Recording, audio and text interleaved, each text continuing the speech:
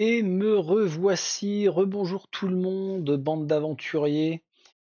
Je reviens sur la découverte des règles de Massive Darkness de Hellscape. Alors, dans la précédente vidéo, on a vu vraiment le démarrage, le contenu du livre de règles avec principalement le contenu du matériel. Voilà, c'est ça ce que je voulais dire. Un petit laïus sur ce qui s'est passé dans la boîte Massive Darkness première du nom. On a détaillé le matériel avec les objets, les différentes tuiles, et là maintenant je vais vraiment m'attaquer au déroulement du jeu. Alors j'ai fait un semblant de mise en place. Pourquoi semblant? Parce que j'ai pris le visuel là que nous avons sur la page 16. J'ai retrouvé les deux dalles. Je les ai mises dans le bon sens. Alors c'est vraiment pas pour jouer, mais ça permet de faire un support quand même pour bien comprendre ce que l'on va faire. Et je suis allé même plus loin dans la mise en place. C'est vrai parce que j'ai mis là le tableau de bord avec la roublarde Fedra. Donc j'ai sorti la réglette. Ça va être pratique, hein. Comme ustensile, j'utilise souvent dans les dungeon crawlers parce que ça permet de gagner de la place sur le plateau des joueurs. En compétences, pour m'habituer, j'ai choisi donc Roublard niveau 1. Je lui ai pris Décoction mortelle. Quand vous gagnez cette carte, prenez les pions poison poison. Donc j'ai 2 jetons poison. Et ça nous dit que les ennemis empoisonnés vont subir 2 blessures au début de leur activation. Je lui ai donné une potion de soin qui permet de récupérer 3 points de vie. Dans la mise en place, on nous demande d'avoir... Alors, je connais pas encore bien les termes, mais un jeton rare, 3 jetons épiques. C'est ça, les verts, ce sont les communs, les rares bleus et épiques violets. Donc on nous demande d'en placer 4 en fait dans notre zone de jeu. Le pion activation, comme quoi on a joué. Nos pions points de vie, points de mana, une dague, une armure de cuir usé, il faut bien la mettre du bon côté. Au verso, c'est lorsque l'on joue à 5 ou 6 héros. Et ça répond à une de mes questions de la dernière fois, c'est-à-dire que oui, on peut très bien jouer à un héros. Pourquoi je vous dis ça? Qu'est-ce qui m'a fait dire ah oui, tiens, on peut. Ah bah ça y est, j'ai bouffé l'info. Bah tant pis. On reviendra dessus. Ah oui, j'ai juste pris au pif une bande. Alors c'est une petite bande, hein, c'est pas vraiment la bande de potes. Je suis tombé sur des morts vivants, donc niveau 1 ou 2.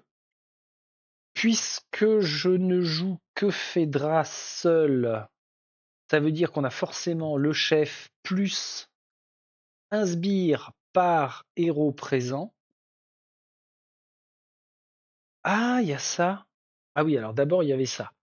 Dans la mise en place, quand au début d'un scénario, on nous demande de générer pardon, des bandes, on leur adjoint une carte objet du niveau correspondant. Là, je suis tombé sur une arbalète, donc arme à une main, d'accord. Et en fait, on doit placer de façon à ne voir que le bandeau inférieur de la carte. Et ces petits fumiers-là, grâce à l'arbalète, au corps à corps, ils vont bénéficier d'un dé jaune supplémentaire. Et pareil pour une éventuelle attaque à distance. Donc on est comme ça. Ça, c'est le jeton, ça a l'air d'être important, hein, le jeton porteur de lumière. Et puis, ah ben voilà, vous voyez, je vous avais dit que je retrouverais. Si il n'y a qu'un seul jeton porteur de lumière, c'est que lorsque l'on joue à un ou deux héros, ah c'est porteur de vie, pardon, c'est pas porteur de lumière, mais un ou deux héros, on n'en a qu'un. Voilà ce qui m'a fait dire ah bah tiens oui on peut vraiment piloter qu'un seul héros. À quoi je pensais en disant ah oui au fait il y avait cette histoire là quand on génère et que l'on crée une bande. Pour chaque carte-bande révélée, piochez un pion trésor dans le sac à trésor et placez-le sur la carte. Sachant que dans le sac, là, pour la mise en place de base, il y a tous les jetons trésors communs verts et 5 jetons trésors rares. Bleu rare. Donc là, ce sera un rare. Et on le met là. Ah oui, d'accord. Donc, quand on aura éliminé la bande, là, on va récupérer un trésor rare et on ira piocher dans les cartes de trésor.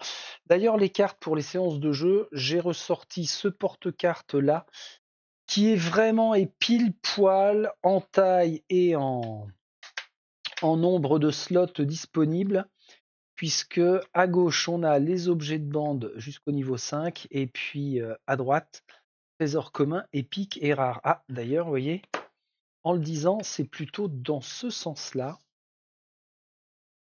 Reviens là, toi. On est comme ça. Ça, à portée de main, c'est vraiment super cool. Et en plus, on est dans, je sais pas, dans un design plutôt sympa, médiéval. Donc, ça matche bien. Oui, tourne-toi vers Fedra, toi, s'il te plaît. Donc, déroulement du jeu. On va attaquer. Massive Darkness 2 se déroule en une série de rounds qui sont découpés en 4 phases. La phase des héros, phase des ennemis, gain de niveau obligatoire et phase des ténèbres. Alors la piste des ténèbres est là. On démarre forcément au round 1. Notre batterie de dés disponible. Phase des héros.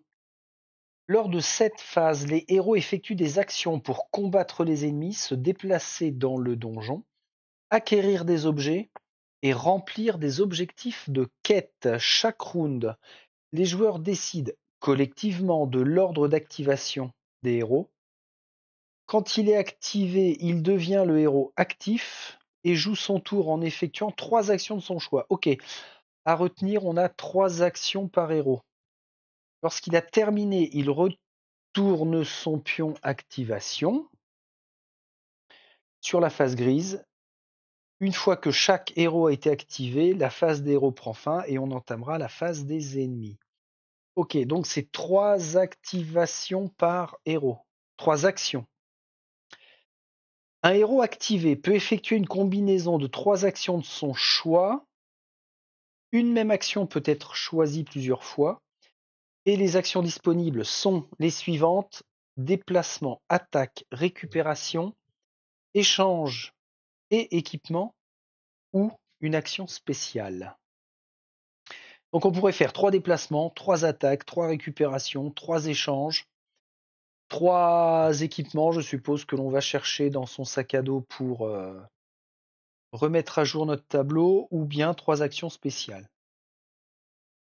En premier, action de déplacement. Alors, c'est pas un jeu à usine à gaz, hein, parce que on a 1, 2, 3, 4, 5 choix possibles pour effectuer notre tour de jeu. En comparaison, dans les jeux vraiment experts le dernier que j'ai rentré, Core Space, où on est à même de pouvoir réaliser jusqu'à 15 actions possibles et différentes lors d'un seul tour de jeu d'un héros. Je crois que c'est le seul jeu que j'ai eu jusqu'à présent avec autant d'actions disponibles. Bref, là en tout cas on en a 5. On commence par les déplacements.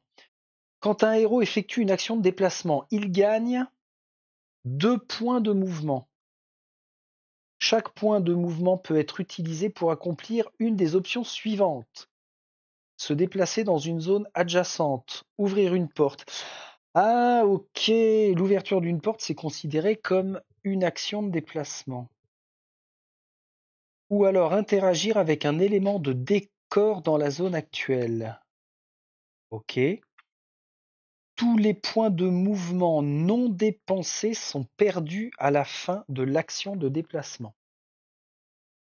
Alors ça rajoute un peu plus de possibilités pour le coup. Sur 5 actions de base, avec celle de déplacement, on a 3 options. La première, se déplacer zone adjacente. On doit dépenser 1 point de mouvement. Les héros ne peuvent pas se déplacer à travers les murs ou les portes fermées. Murs ou portes fermées. Tiens d'ailleurs, puisqu'on en parle, on va se mettre une petite portounette qui sera fermée. Alors les jetons portes sont pas géniaux, hein. C'est trop sombre en fait. Vous voyez, bon, on la devine ici, mais c'est pas super. Allez, on va considérer qu'on a une porte là. Et tant qu'à faire, bah, vu qu'on en a d'autres, on va en mettre d'autres. On va en mettre une derrière nous, une là, puisqu'il y a 4 salles. On se rappelle hein, la distinction entre les zones et les salles. Tiens, et pour aller là, il faudra passer derrière eux. Voilà. Donc, on a dit, on ne se déplace pas à travers les murs, c'est logique, ni à travers les portes fermées, ça l'est encore plus. Ils ne peuvent pas non plus se déplacer en diagonale, donc ça, on oublie, c'est interdit, ce sera que orthogonalement. Et là, je suis dans l'ombre. Ah ouais, alors ça, c'est une mécanique à laquelle il va falloir penser. Lumière, ombre, on n'en est pas là. Si un héros quitte une zone qui contient un ou plusieurs ennemis, salut les gars, il subit des dégâts de réaction, donc ils font une attaque d'opportunité. Soit une blessure pour chaque ennemi présent dans la zone que l'on quitte. Là, si je me barre, il n'y a pas de notion de test à faire, c'est juste que, boum, je perds 2 points de vie. Alors oui, ça peut être sacrément pénalisant. Et on raisonne bien par contre en nombre de figurines ennemies. Là, ce qui me vient à l'esprit, c'est que si on a un gros monstre errant, que je suis sur sa case, alors pour peu que ce soit possible hein, par rapport à la place qu'il prend, mais c'est pas parce que ce sera un big monstre errant que je vais subir plus de dégâts. Il subit des dégâts de réaction, soit une blessure pour chaque ennemi présent dans la zone qu'il quitte. D'accord. Donc, il y a des attaques d'opportunité de leur part. Certaines zones contiennent des pions pièges qui se déclenchent quand un héros y entre. On verra plus tard. Et une zone peut contenir un nombre illimité de figurines. Alors ça, va falloir m'expliquer. Je suis curieux de voir en cours de partie si c'est pas source à problème et s'il faut pas quand même se dire bon là on va se calmer. Combien on peut en mettre? 4 en serrant bien. 4 et 4, 8, 3 x 4, 12. Allez, 12 figurines de taille normale. Ouais. Ok, donc ça c'est pour les déplacements. Ensuite, on peut ouvrir une porte. Donc si je suis là, je commence mon tour, j'ai 3 actions. 1, 2, 3, j'ouvre une porte. Non, je suis en train de dire une connerie là. Il va bien falloir faire gaffe. Quand j'effectue une action de déplacement, je gagne 2 points de mouvement. Et chaque point de mouvement peut être utilisé pour accomplir une des options. Un point de mouvement, je me déplace. 2 points de mouvement, je me déplace. Pour ouvrir la porte, ça veut dire que je refais une action de déplacement, je regagne 2 points de mouvement. Mon premier point de mouvement va me servir à ouvrir la porte. Ok. Ah, c'est un peu particulier, tiens, comme mécanique. Il faut pas se dire, bon, bah, j'ai mes 3 actions, donc ça fait 1, 2, 3, j'ouvre la porte. Là, je perds un temps monumental. Pas bien. D'accord. Alors, les salles et les couloirs sont reliés par des portes, représentées par les pions, sauf indication contraire. Toutes les portes sont considérées comme fermées au début de la quête. Les héros et les ennemis ne peuvent pas se déplacer à travers une porte fermée. Et de même que les portes fermées vont bloquer les lignes de vue. Ça, c'est du classique. Un héros qui se trouve dans la même zone qu'une porte fermée peut dépenser un point de mouvement pour retourner le pion sur sa face ouverte. C'est naze. Les héros ne peuvent pas refermer les portes ouvertes. Ah, ok. Quand il ouvre une porte d'une salle, celle-ci est révélée et attention, important en rouge, ouvrir une porte ne met pas fin à l'action de déplacement d'un héros. Ah oui, on révèle là ce qu'il va y avoir dans la salle. Si ça nous plaît pas, on a toujours pour la même action de mouvement un point de déplacement qui pourrait nous permettre de reculer. Ok, donc j'ouvre la porte et on révèle. Lorsqu'une salle est révélée, suivez les étapes ci-dessous dans l'ordre. Piochez et résolvez une carte porte. Viens là. Salle jumelle. Après avoir révélé cette salle, ouvrez la salle fermée la plus proche. Donc ce serait celle-ci. Et révélez-la également. Ne piochez pas de carte porte pour la seconde salle. Donc c'est un événement en fait. Alors une fois qu'on a ouvert la porte, on résout la carte, on génère des ennemis. Ah, obligatoirement. C'est pas la carte forcément qui va nous indiquer tel type d'ennemi qu'il y a derrière. Alors, piocher et résolver. Les cartes portes comportent un événement qui doit être résolu avant de générer des ennemis et placer les pions trésors. Sauf indication contraire, défausser la carte porte après l'avoir résolue. Là, je pense que ce serait le cas. Note, si le paquet porte est épuisé, on mélange la défausse et on en crée un nouveau. Ensuite, génération d'ennemis. Pour chaque pion ennemi dans la salle. Alors, les pions ennemis, ce serait ceux-là. Ceux avec un casque.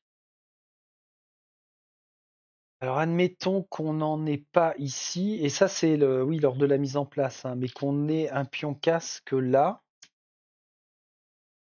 Si on applique l'effet de la carte salle jumelle, on a un jeton ici. On révèle et on génère. Piocher une carte bande en fonction du niveau. On est en niveau jaune. Puis placer les figurines correspondantes. Alors, lorsqu'elle est générée, une bande comprend un chef plus un nombre de séides égal au nombre de héros. Dans le sac à trésor, piochez le nombre de pions trésors indiqués sur la carte bande et placez-les sur la carte. Les bandes combattant groupent en utilisant leurs propres objets. Donc, il faut piocher une carte du paquet objet de bande qui correspond au niveau de donjon et placez-la sous la carte bande comme on a fait là. On considère que c'est le chef qui détient l'objet. Note, si l'un ou l'autre des paquets bandes ou objets est épuisé, mélangez sa défausse pour en créer un nouveau. Si aucune carte bande ou objet de bande n'est disponible, piochez une carte de un niveau supérieur si possible. Comment ce serait on a combien de bandes 1, 2, 3, 4, 5. On a dit qu'il y en avait 7. 7 types d'ennemis potentiels. Ah non, j'en ai plus que ça. 2, 4, 6, 7, 8. Alors là, on révèle qu'il y a des squelettes. On peut avoir les gargouilles, les diablotins, les anges déchus. Ah ouais, les entités de feu, les satyres et les démons. J'ai dit 2, 4, 6, 8, ce qui est raisonnable. Mais je vous rappelle que j'ai pris les 2 extensions boîte d'ennemis, ce qui va monter à 8, 9, 10, 11, 12 bandes potentielles. Bon, là on dit ce sont des squelettes. Ok. Je suis tout seul. J'ai un squelette là et son chef. Le chef squelette qui est ici. Ils sont bien évidemment vénères. Donc on a les 2 gus là. Celui-ci, je suppose qu'on l'enlève. Alors je vais faire beaucoup de suppositions. C'est mon c'est mon dada.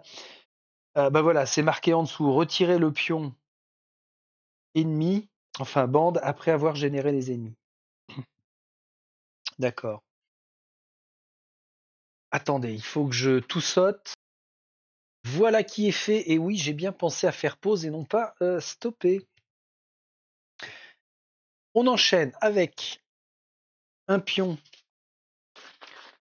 Ah oui, alors c'est pareil, il faut pas se faire piéger, mais on indique bien ici en haut à gauche le nombre de jetons trésors que l'on doit mettre dessus, hein.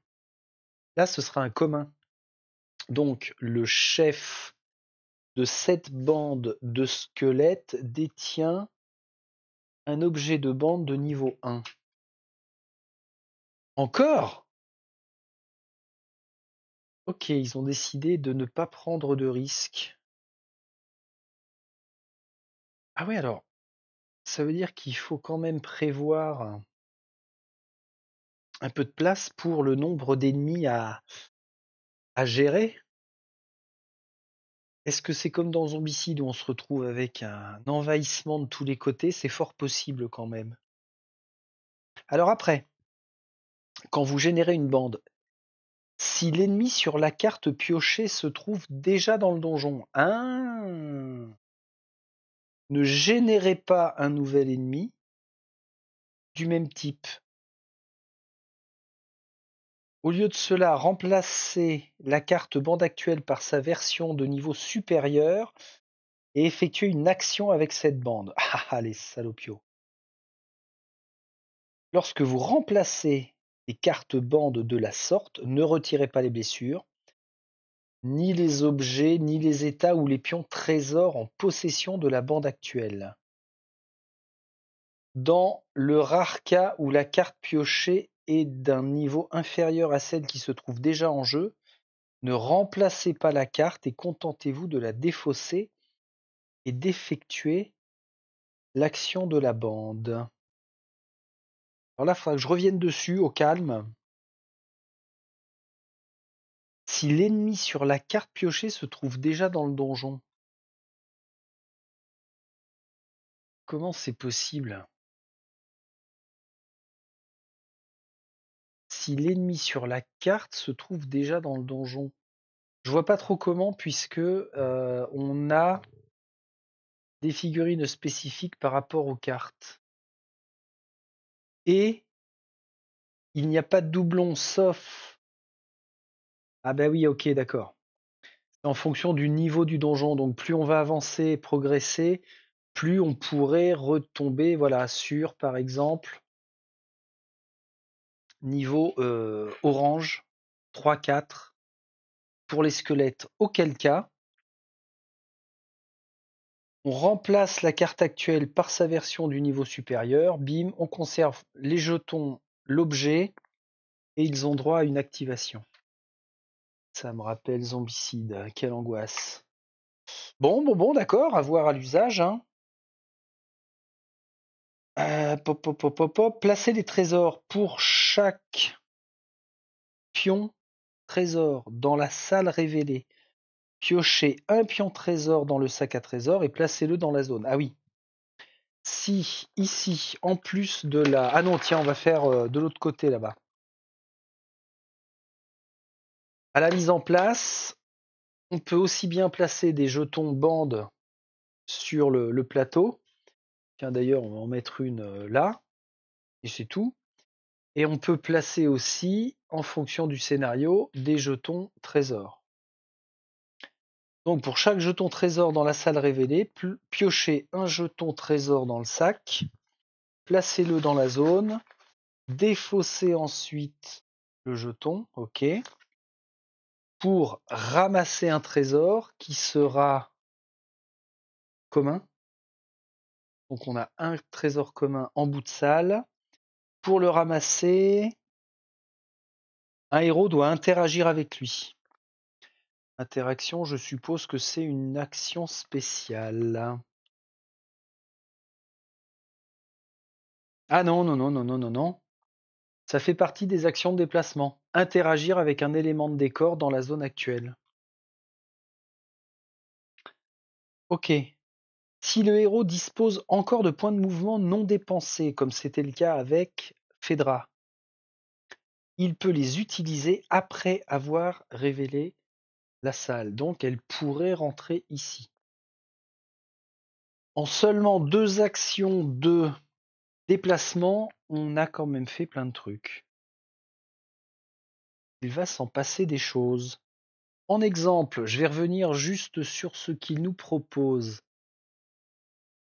On a une héroïne ici, Guetta, qui effectue une action de déplacement, elle gagne 2 points de mouvement. Elle peut se déplacer dans la zone qui contient le pilier et de là aller en C, en B ou en D, ouais. Elle peut aussi décider de terminer son déplacement. Ok. Elle peut également se déplacer en E, terminer son déplacement ou dépenser son dernier point de mouvement pour ouvrir la porte et on fait la révélation de tout le bazar. Ah bah, j'ai collé les portes au hasard, en fait il y en avait une là. Allez, on va remettre ça bien. Et là on a un pilier. Allez, on met un pilier. Bon, bon, bon, bon, bon. Après, j'espère qu'ils utilisent les mêmes schémas d'exemple pour que ça permette des explications logiques. Bien, un exemple pour l'histoire de la révélation.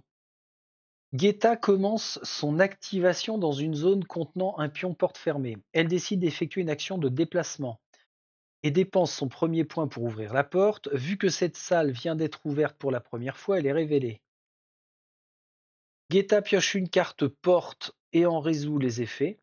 En l'occurrence, salle au trésor piégé. Elle subit 2 blessures et place un pion trésor supplémentaire. Bim. Et donc à la mise en place, dans cette salle-là, il y avait 2 pions trésor et un pion bande. Bien. Après, la suite de l'exemple. Guetta doit générer une bande sur le jeton bande, ici. Le niveau de donjon étant de 3. Elle pioche une carte du paquet bande 3-4, bande de morts-vivants. La partie comprend 3 héros, la bande comporte un chef et 3 séides. Ouais, on est bon. Elle pioche ensuite autant de pions trésors dans le sac. Elle obtient 2 communs, 1 rare qu'elle place dans la zone. Ouais. Guetta pioche un autre pion trésor pour le mettre sur la bande. Et Guetta dispose encore de 1 point de mouvement. Elle l'utilise pour se déplacer dans la zone et entre dans la salle. Ce qui nous amène, alors on va se rediriger par là. Ce qui nous amène à la 3e option de l'action de déplacement. Interagir avec des éléments de décor. De nombreuses zones abritent divers éléments de décor avec lesquels les héros peuvent interagir. Par exemple, ouvrir un coffre, boire à une fontaine, ramasser des objets. Si la zone est vide de tout ennemi, un héros peut interagir avec un élément situé dans sa zone pour chaque point de mouvement qu'il dépense. Je vais remettre un jeton trésor ici. Je le prends dans le sac, hein, c'est un rare. Super. Il précise bien dans sa zone, il ne faut pas confondre une salle qui est entourée de murs et les zones. Donc là, la salle comporte 2 zones. Et on peut interagir dans notre zone s'il n'y a pas d'ennemis qui y sont aussi. Donc ça n'empêche pas de faire des fouilles de zones dans une grande pièce où il y a des ennemis. Ok. Si le héros interagit avec un pion trésor, il ramasse le trésor, piocher une carte du paquet trésor correspondant, commun, rare ou épique, il conserve la carte et remet le jeton dans le sac à trésor. Là, on a dit que c'était du bleu. Oh, un trésor rare. C'est fou, non? Et Phédra gagne un anneau démoniaque. N'importe quand. Ah oui, alors on a le symbole de l'emplacement sur notre plateau, hein, c'est ici, bijou. Infliger à un monstre errant le nombre de blessures qu'il a lui-même infligées sur une attaque. Une fois par round. Ok. Et ça a l'air d'être un effet gratuit, hein. Pas de jet de dés, pas de notion d'attaque particulière. Une fois par round. Mais par contre, attention, c'est pas une bande, c'est un monstre errant. Alors, comment il le formule là? Il conserve la carte. Alors, il conserve la carte. On ne sait pas pour l'instant si ça va dans un sac à dos ou pas. Allez, admettons qu'elle l'équipe tout de suite. On verra s'il y a correction.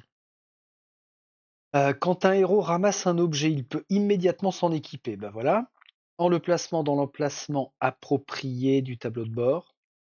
Tout objet non équipé est inactif et considéré se trouvant dans l'inventaire à côté du tableau de bord. Lorsqu'il ramasse un objet, un héros peut décider de le donner à un autre situé dans sa zone.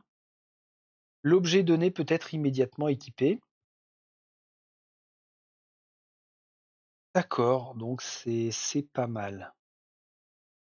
Alors très honnêtement, à ce stade, je vais vous dire que je voyais ça beaucoup plus basique. Alors que là, ça permet de faire tout un tas d'interactions sur le plateau. Ça a l'air assez vivant. Plutôt pas mal. Donc on ramasse, tac. J'ai le droit de le faire parce que je recommence avec ma dernière action. J'ai mes 2 points de mouvement. Je suis rentré, j'ai ramassé. Crac. Petit exemple, Guetta pioche une carte du paquet objet commun, obtient un anneau d'argent. Une babiole très utile, elle s'en équipe immédiatement. Elle remet ensuite le pion trésor dans le sac. Guetta dispose encore de 1 point de mouvement et peut continuer son action de déplacement. Yes. Seconde action disponible pour les héros, ce sont les attaques. Toutes sortes de monstres rôdent dans le donjon, et tous n'ont qu'une seule idée en tête, massacrer les héros. On ne discute pas avec les monstres, on les élimine. Le héros qui effectue l'action d'attaque est appelé attaquant, sans déconner, et sa cible le défenseur. Pour tout ce qui est effet de jeu, l'attaquant et le défenseur sont considérés comme étant en combat. Oui, engagé quoi. D'où les fameuses attaques d'opportunité si je veux quitter une zone qui contient des ennemis. Pour effectuer une action d'attaque, Banzai! Le héros doit disposer d'une arme et d'une cible. Chaque arme possède au minimum un type d'attaque. Si je prends Phédra, je lui ai donné une dague. Elle a un type d'attaque, c'est-à-dire au corps à corps. Ah ben donc oui, on distingue 3 types d'attaques. La mêlée, symbolisée par l'épée. L'attaquant et le défenseur doivent se trouver dans la même zone. La magie, symbolisée par une baguette. L'attaquant peut se trouver dans la même zone ou à une zone de distance. S'il se trouve à une zone de sa cible, on doit disposer d'une ligne de vue. Et enfin, dernier type d'attaque, c'est à distance symbolisé par un arc. L'attaquant doit se trouver à une zone ou plus du défenseur. Ah oui, d'accord. La magie maximum, c'est une zone, pas plus. Par contre, attaque à distance avec l'arc, on pourrait être à, comment ils ont formulé ça? Une zone ou plus. Et c'est pas peu, hein, c'est doigt. Ça veut dire qu'avec une attaque à distance, on ne peut pas s'en servir dans la même zone qu'un ennemi. Doit se trouver à une zone ou plus. Ok. Les attaques à distance ne peuvent pas être effectuées sur une cible située dans la même zone que l'attaquant. Ben c'est parfait. On avait tout compris. À l'instar du déplacement, les attaques sont orthogonales, pas diagonales. Les héros comme les ennemis ne peuvent jamais attaquer en diagonale. Jamais. La ligne de vue. Attention les yeux, généralement, ça, c'est les points de règle qui peuvent être un petit peu casse-bonbons. Les attaquants doivent disposer d'une LDV vers leur cible. On en dispose si aucun mur, aucune porte fermée vient couper la ligne droite. Bon. Les autres héros et les ennemis ne bloquent pas la ligne de vue. Ah cool. Bon, les héros c'est normal. Mais si Paladin par exemple est aux prises avec Squelette, il se tourne autour là du pilier, que Phaedra possédait une arme d'attaque à distance, elle pourrait très bien prendre pour cible les morts-vivants à l'autre bout du couloir. C'est bien ça, hein. Les autres héros ennemis ne bloquent pas la ligne de vue. Ouais, ok. Une fois que le héros attaquant a déterminé sa cible, il est temps de composer la réserve de dés et de résoudre l'attaque. Ah ok, c'est aussi basique que ça, il n'y a pas d'autre embrouille. L'exemple, Phaedra, qui est là, au nord, utilise une arme à distance et dispose d'une ligne de vue vers chacune des zones indiquées par les pointillés. Sur sa droite et au sud. Elle peut donc soit attaquer les bandes de diablotins, soit celles des squelettes. Si elle décide d'attaquer les gargouilles, son attaque sera gênée, mais pas annulée par la présence du pilier. Et ben voilà. Donc les ennemis, les amis ne gênent pas la ligne de vue, mais par contre les éléments de décor ne sont pas bloquants, mais pénalisants. Donc là, bah c'est super. Phaedra qui pourrait tirer à distance serait pénalisé par le pilier. Bon, ça va, c'est pas mortel. Composer la réserve de dés. Ou chameau, ils ont fait un encart vraiment particulier pour composer la réserve. Prenez le nombre et le type de dés indiqués sur l'arme de l'attaquant. Ajoutez-les à la réserve. Allez, on va dire que c'est une dague de lancer. Phaedra. Elle a un dé jaune. Notez que certaines armes disposent de plusieurs types d'attaques, distance ou mêlée. Assurez-vous donc bien de prendre les dés correspondants. Si l'attaquant est un héros qui manie deux armes partageant le même type d'attaque, additionnez les deux. Ah oui, parce qu'elle pourrait très bien avoir deux dagues de lancer. Auquel cas, elle prendrait 2 dés jaunes. Allez, là c'est pas le cas. Si l'attaquant est un héros qui se trouve dans l'ombre, ajoutez le dé d'ombre à la réserve. Oh! Ah ben voilà la notion de porteur de lumière. Bizarre, c'est pas porteur d'ombre. Oui, alors ce qui me fait bizarre, c'est que on a un bonus si on se trouve dans les ombres et pourtant on est appelé porteur de lumière. C'est comme ça. Donc là, Phaedra est bien placée, on rajoute le dé d'ombre. Prenez les dés de défense du défenseur et ajoutez-les à la réserve. Prenez les dés de défense du défenseur. Oui, mais avec quoi tu te défends, toi? Ah, c'est une bonne question. J'en sais rien. Prenez les dés de défense du défenseur. Ou c'est une info que j'ai mangée mais qu'on avait vue. Alors les dés de défense, c'est ça. Ah, mais il en a pas. C'est tout couillon. Si je prends les cartes restantes de la boîte de base, niveau 1 et 2. Voilà, Diablotin, un dé de défense.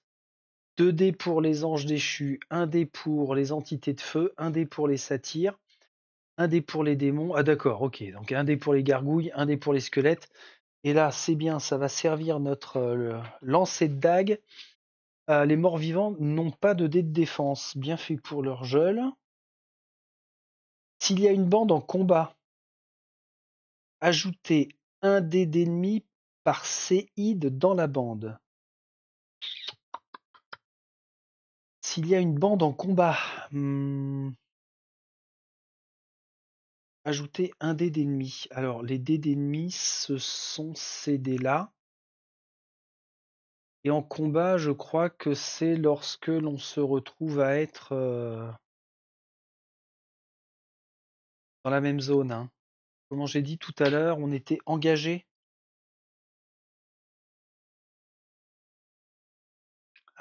Voilà, c'était là. Pour tout ce qui est effet de jeu, l'attaquant et le défenseur sont considérés comme étant en combat. Pour tout ce qui est effet de jeu, l'attaquant et le défenseur sont considérés comme étant en combat. Ça veut dire que là, si je fais une action d'attaque, je me retrouve à être en combat. Donc je suis censé prendre un dé noir.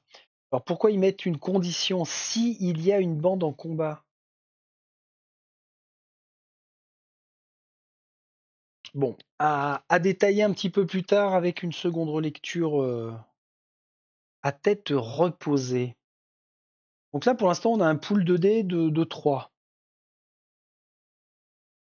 Prenez tous les dés bonus applicables et ajoutez-les à la réserve. Allez, on va considérer qu'on s'arrête là. Certaines compétences, capacités, certains objets peuvent ajouter des dés d'attaque et peuvent être utilisés lors de la composition de la réserve. Conserver quelques bonus sous le coude peut donc se révéler salvateur pour les héros. Important. Un lancer de dés ne peut jamais contenir plus de 3 dés d'attaque de chaque couleur. Pas plus de 3 dés jaunes, pas plus de 3 dés orange, bah ça tombe bien. Et pas plus de 3 dés bleus, 3 dés noirs. D'accord, d'accord, d'accord. Ça fait partie des petits points à noter dans le mémo. 5 dés de défense bleue. Ah ok, il y avait une suite. Pas plus de 3 dés d'attaque de chaque couleur, jaune, orange. Pas plus de 5 dés bleus de défense et pas plus de 1 dé d'ombre et pas plus de 6 dés d'ennemis. Ok. Tout dé excédentaire est perdu. Alors, on a un exemple, ça va être nécessaire. Guetta attaque une bande de squelettes, un chef de séide, avec sa grande épée Super Mouse. Elle ne se trouve pas dans l'ombre et ne lance donc pas le dé d'ombre, mais son arme lui confère un dé d'attaque jaune et un dé d'attaque orange. Oui, ça c'est la base. Les squelettes se défendent à l'aide d'un dé bleu et de 2 dés noirs, un par séide. Ah la vache. Ah oui, c'était marqué là. S'il y a une bande en combat. Ah, je comprends la phrase. C'est qu'on n'est pas obligé d'attaquer une bande. On pourrait très bien attaquer un monstre errant ou un boss.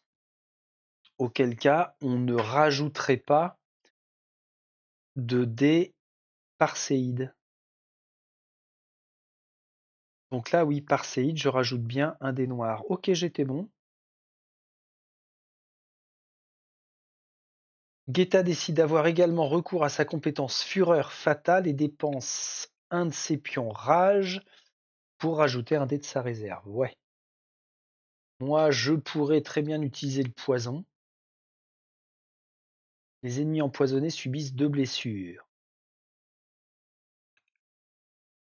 Pourrait ne pas être déconnant parce que ils ont 4 points de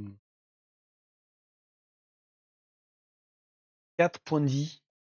Alors pour le coup, je vais rajouter le jeton ici pour me rappeler que je vais l'utiliser. Donc voilà, j'ai mon pool de dés, ma réserve. Maintenant, je vais résoudre l'attaque. Une fois la composition achevée, l'attaque est résolue avec 3 étapes. Dans l'ordre, lancer tous les dés. Chiotte. Oh! C'est bon ça! 4 touches. Alors,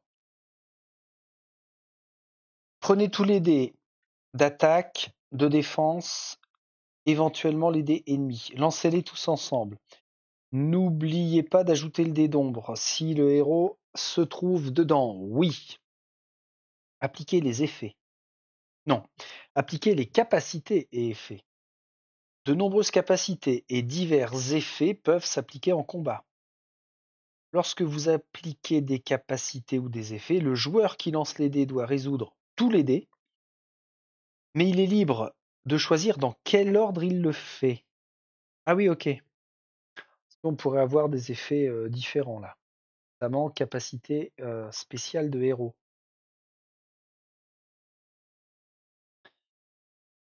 Donc une fois qu'un joueur a décidé de résoudre l'effet d'un dé, il ne peut plus relancer, modifier ou changer la face de ce dé.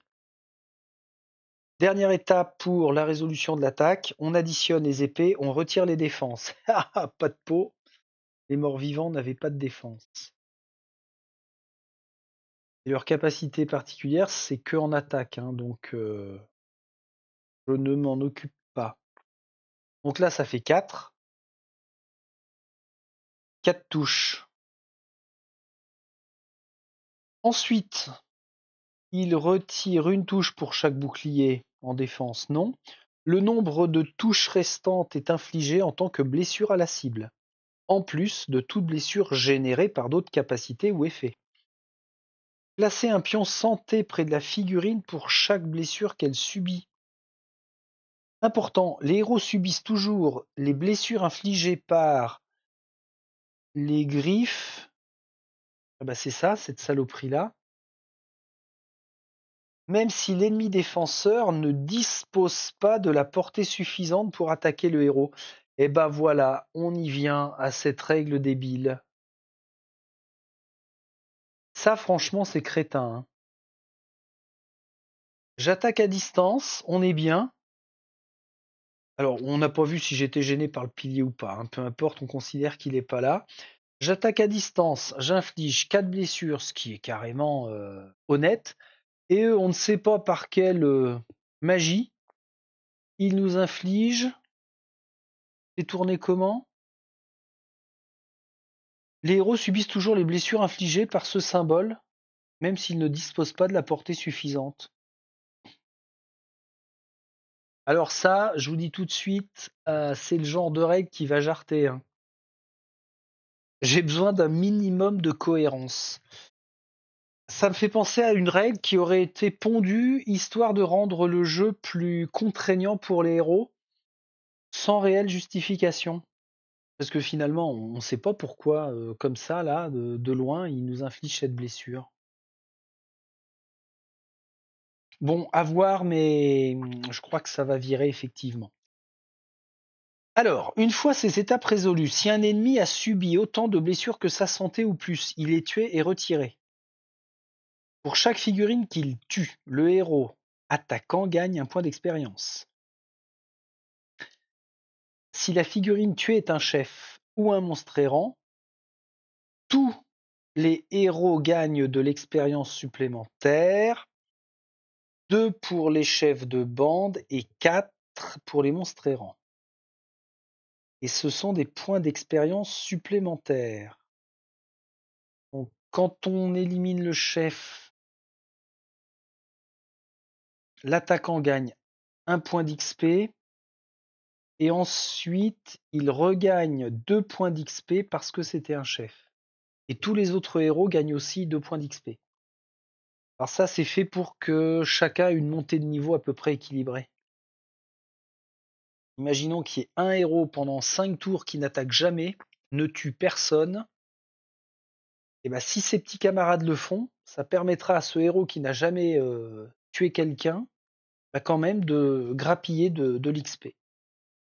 Ok. Lorsque vous attaquez une bande, considérez toutes les figurines comme un seul défenseur. Si le résultat de l'attaque est supérieur à la santé d'un séide, éliminez-en un, puis continuez à attribuer les blessures sur le suivant et ainsi de suite. Jusqu'à ce que toutes les blessures aient été attribuées, les séides protègent toujours leur chef. Le chef ne peut subir des blessures que lorsque tous les séides ont été tués. Ça c'est bien, c'est logique, j'aime. Même si cela ne se produit au cours d'une seule et même attaque. Quand les héros tuent un chef de bande ou un monstre errant, le héros qui a asséné le coup fatal examine les pions trésors sur la carte et pour chaque pion, il pioche un objet dans le paquet correspondant. Commun, rare ou épique.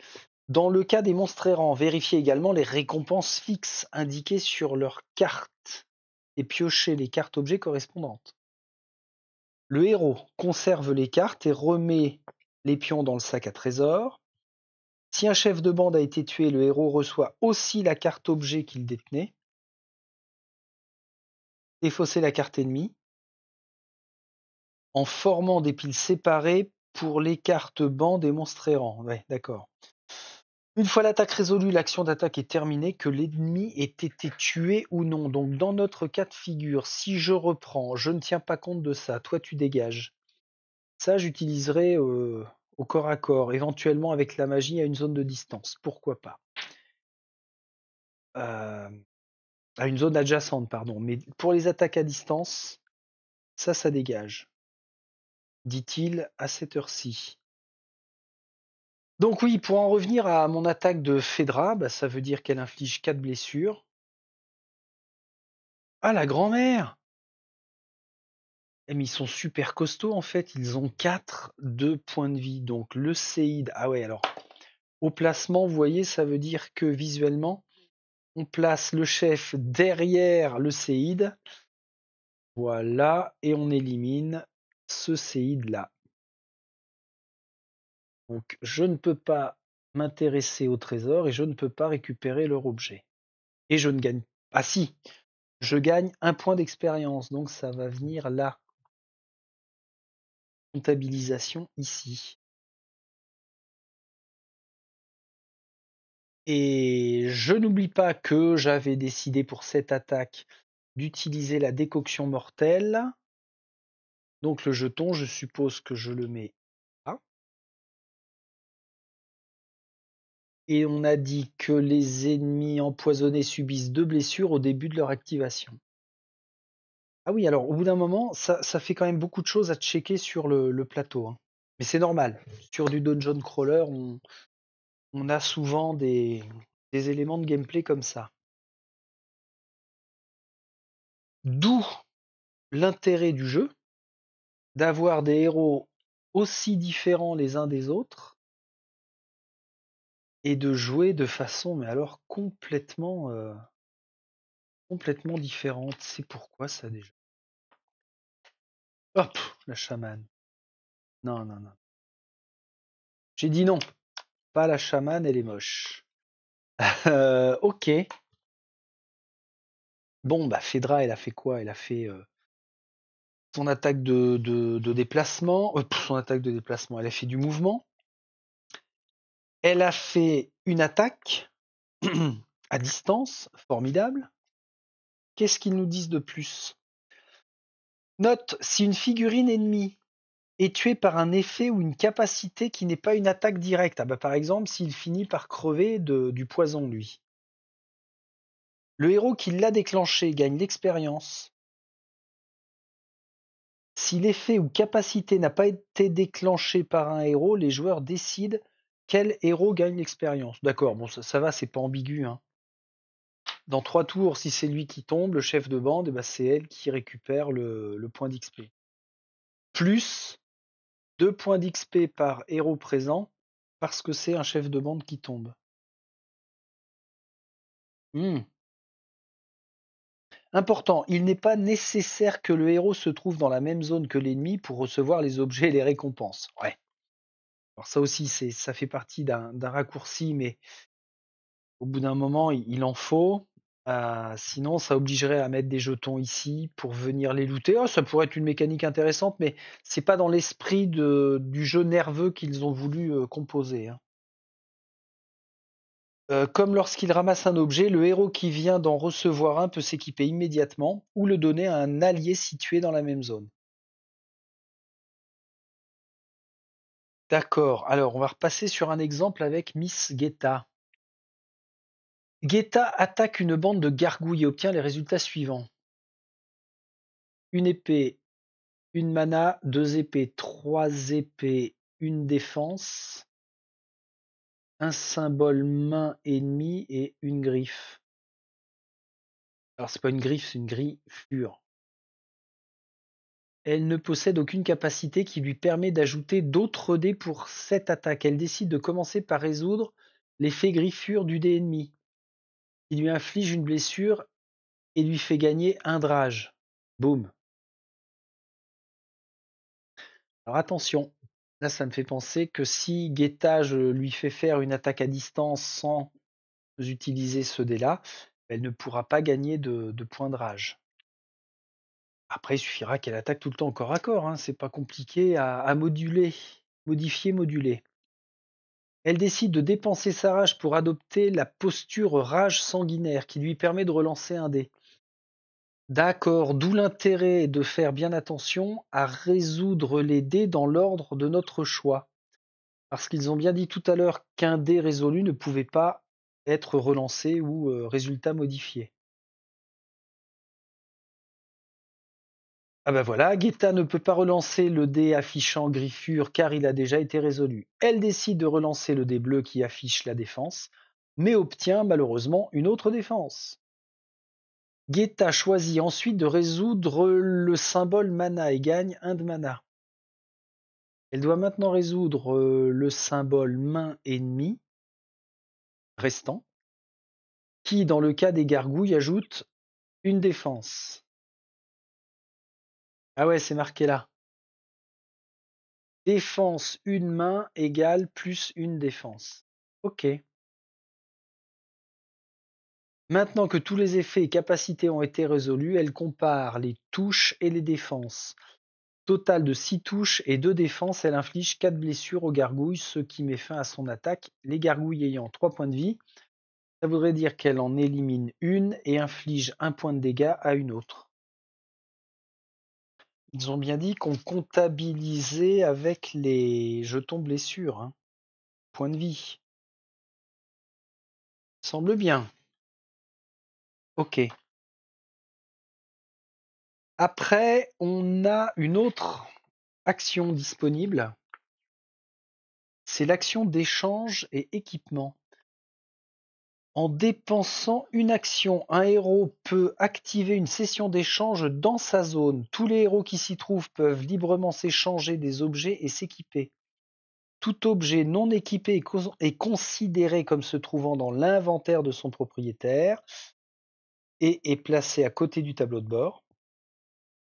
Si des héros dans une même zone souhaitent simplement s'équiper d'objets de leur inventaire sans faire d'échange, il faut quand même qu'un des héros présents effectue une action d'échange et d'équipement. Ouais, c'est pas une grosse contrainte. Par contre, dans cette action d'échange et équipement, ils ne nous disent pas que on n'a pas le droit de le faire si on est aux prises dans la même zone avec des ennemis. A priori, on le fait quand même. On a l'avant-dernière action possible parmi les 5, c'est l'action de récupération. On peut dépenser une action pour récupérer. Si on le fait, on gagne une combinaison de notre choix entre 2 de santé, 2 de mana. Soit 2 de santé, 2 de mana ou un de chaque. Ah d'accord, c'est de la vraie récupération de soins. Donc si je suis à 2 points de vie restants, que je dépense une de mes 3 actions pendant mon tour pour récupérer, hop, je peux me remettre 2 points de vie. On a vu que les points de vie par héros, on n'en avait pas tant que ça. Je pense que le bourrinage va être à proscrire. Je sais pas pourquoi. C'est pourtant l'esprit que me transmet le jeu, mais attention quand même. Ah oui, alors on n'oublie pas qu'on peut avoir aussi des potions, hein. Tac.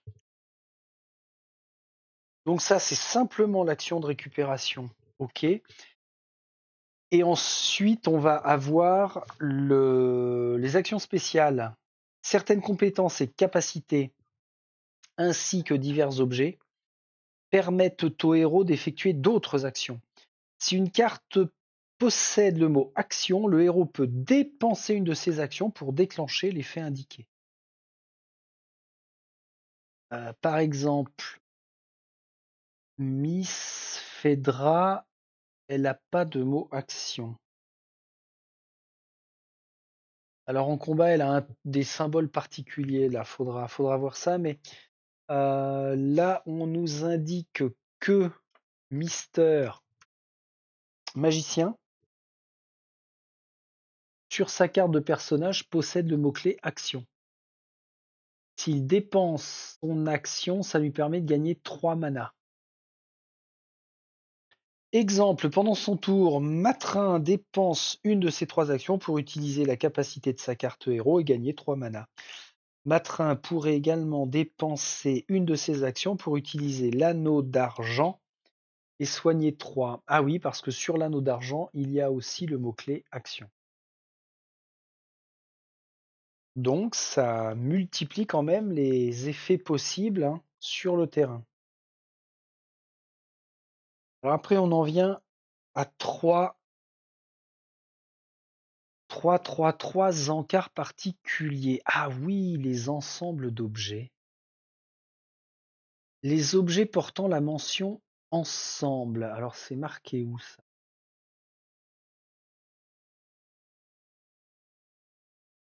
Ça doit être là. La carte est assez bizarre. Je pense pas que dans les cartes rares il y en ait. Ah si. Ah bah c'est celle-ci justement. Donc dans les cartes rares, on peut déjà, trésor rare, on peut déjà commencer à se constituer un set d'ensemble. Ça c'est cool. Jambière de héros. Ça correspond à l'ensemble fléau de l'ombre. Alors donc, chaque partie d'un ensemble porte le nom de celui-ci comme pour fléau de l'ombre. Les objets d'un ensemble peuvent être équipés de façon individuelle comme n'importe quel objet, mais leur véritable puissance se révèle lorsque plusieurs parties sont équipées en même temps. Chaque ensemble possède une partie réservée à chacune des classes.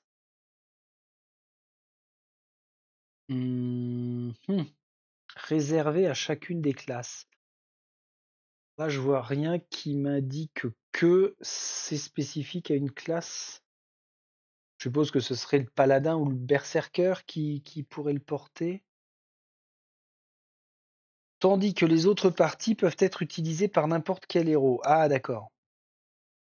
Donc ça, c'est indiqué sur la carte. Lorsqu'un héros est équipé d'au moins 2 objets d'un même ensemble, il reçoit la carte pouvoir correspondant à sa propre classe. Ok. Donc ça déclenche une mécanique bien spécifique. Ah, c'était ça? Ça doit être ces cartes-là? Fléau de l'ombre. Ah bah voilà l'explication, j'ai tout ce qu'il me faut. Ensemble fléau de l'ombre, c'est réservé aux rôdeurs. Dès que je trouve le set complet, je prends la carte. Ah oui, c'est super sympa ça. J'aime beaucoup l'idée. Alors après, pour tomber dessus, hein, une carte sur je ne sais plus combien de cartes trésors de la même catégorie, hein. Pardon. Ah ouais, ok, il y en a un petit peu. Ouais, un petit peu, pas beaucoup, hein. Ça se trouve, il y a une carte pour chaque classe. Et après, pour compléter le set, forcément, ça va se trouver dans les trésors épiques. Donc avant de pouvoir le constituer, ça peut être certainement très très long. Alors, tant qu'il conserve au moins 2 objets de cet ensemble équipé, il peut utiliser le pouvoir mineur octroyé par la carte. Si un héros est équipé d'au moins 4 objets d'un même ensemble, il accède au pouvoir majeur décrit sur la carte. Donc ça, on va le retrouver là. Pouvoir mineur, pouvoir majeur. Ça fait très jeu vidéo, ça.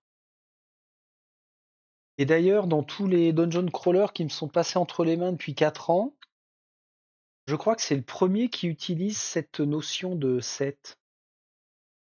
C'est cool, bravo, ça devrait être pensé un peu plus souvent. C'est vraiment top. Si à un quelconque moment un héros retire un des objets d'un ensemble et se retrouve avec moins de parties équipées que le nombre requis, bien évidemment, il ne peut plus utiliser le pouvoir correspondant. C'est logique. La boîte de base de Hellscape contient un ensemble d'objets. Fléau de l'ombre à sa race. Il n'y a qu'un ensemble d'objets. Note, si un héros pioche un objet d'ensemble réservé à une classe qui n'est pas dans la partie, il doit défausser cette carte et en piocher une autre dans la même tranche. Ah la vache! La boîte de base de Hellscape contient un ensemble d'objets. Fléau de l'ombre. Ok, alors là je prends le paquet trésor épique, juste pour se dire que... Ah ouais, ombre, ombre, ombre, ombre. D'accord, d'accord, d'accord. La vache. Alors, j'allais dire c'est un peu dommage, en même temps, non, c'est pas con parce que ça procure une rareté vraiment exceptionnelle, ce qui fait que bah, c'est complètement cohérent. Ça me rappelle des parties de jeux de rôle où certains joueurs, notamment dans tous les jeux médiévaux fantastiques, se plaignaient de n'avoir pas beaucoup d'objets magiques, mais moi je suis plutôt pour augmenter la rareté pour faire que justement ça en devient des objets extrêmement précieux. Bah là, on est dans cette optique-là, c'est cool. Une petite note sur les consommables. Alors, comme les potions sont reconnaissables au fond gris, le bandeau gris en haut là, ainsi qu'au symbole consommable, ils ne sont pas placés dans des emplacements d'objets et peuvent être utilisés à tout moment, avant ou après une action. D'accord. Même pendant la phase des ennemis. Certains consommables peuvent ajouter des dés en combat. Ils ne peuvent être utilisés qu'en combat, et une fois utilisé, le consommable est défaussé. À tout moment, les héros peuvent retirer des objets équipés dans l'un de leurs emplacements de leur tableau pour les placer dans leur inventaire. À tout moment. D'accord, donc je peux dire, je vois pas pourquoi je le dirais, mais je quitte mon armure de cuir, je le place dans mon inventaire. Pourquoi tu fais ça? C'est complètement con. Ouais, mais j'aime bien. Bon, bah au moins c'est une notion qui existe. Et ce qui est important, il va falloir bien retenir pour les consommables. Imaginons que le paladin, là, au corps à corps, pendant la phase ennemie, se fasse laminer, il tombe à 1 point de vie. Et ben immédiatement, il peut prendre une potion de soin pour reprendre 4. Ouais, donc ça m'inspire une chose, c'est que le jeu doit être quand même assez matraqueur pour les héros, hein. Je le vois comme ça, moi. Donc là, ah ben voilà, ok. Après, on passe à la phase des ennemis. Alors, on est à la page 23. Là, je vais faire un petit calcul des comptes. Phase des ennemis avec les boss. Ah non, non, non, phase des ennemis, 2 pages. Phase de gain de niveau, 1 page. Phase des ténèbres, 1 page. Une explication sur des règles supplémentaires, notamment les boss. Et après, on aura des pions spécifiques, ce genre de choses. Et on arrivera à la classe de héros. Bah, dans l'idée, le découpage pour l'apprentissage des règles, ça serait quoi? Je vais stopper là, ça fait quoi? Bientôt 1 heure et quelques. Non, c'est dépassé même, 1h10, d'accord. Prochaine fois, on va s'intéresser aux ennemis jusqu'au boss, avec les règles supplémentaires, capacité spéciale, pion et zone spécifique. Je pense que ça pourra tenir en 1 heure et demie max. Et puis pourquoi pas une dernière vidéo pour s'intéresser vraiment à la classe des héros et voir comment tout cela fonctionne. Puis ça nous amènera sur la fin de la découverte des règles. Ça me paraît pas déconnant.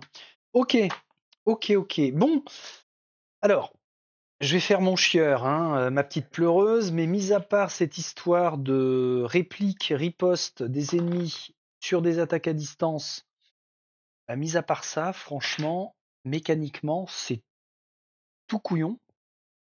Pas spécialement basique parce que on a pas mal de dés à prendre en compte, plus les capacités éventuelles grâce à nos cartes. Alors, cartes de compétences, oui, mais notre capacité spéciale en tant que héros aussi, il faut pas l'oublier. Donc tout ça mécaniquement, bah, c'est vraiment sympa, hein. C'est vraiment sympa. Bon, allez, je vous laisse ici maintenant. En plus, j'ai la voix qui commence à merdouiller de plus en plus. Bah oui, c'est normal. C'est normal, c'est normal. Les histoires d'ouverture de portes, là, de salles, c'est quand même sympa aussi. Ça rajoute un petit plus.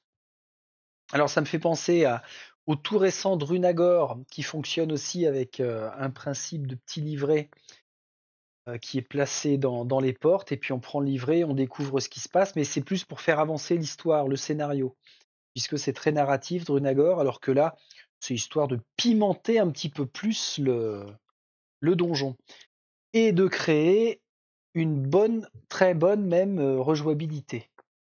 Donc c'est cool. Allez, on arrête là.